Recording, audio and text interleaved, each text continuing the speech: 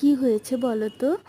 আজ আমি যখনই দোকান বেরোবো তখনই হঠাৎ করে আমার মনে হলো ছাদে সব জামা কাপড় মেলা হয়ে আছে, তোলা হয়নি। তাই ছুটতে গিয়ে আগে জামা কাপড়গুলো তুলে আনলাম, কিন্তু ভাঁজ করার আর সময় হলো না।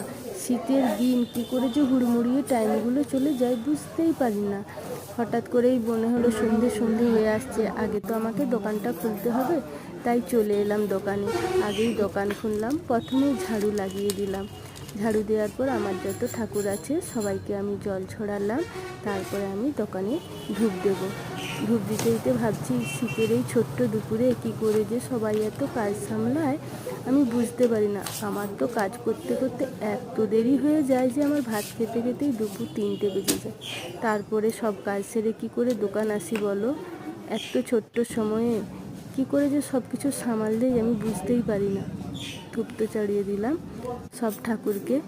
তোমরা কে কী করো দুপুরবেলায় জানিও, আমি কিন্তু একটু শুতেও সময় পাই না। এই পর্যন্ত, শুভ সন্ধ্যা, টাটা।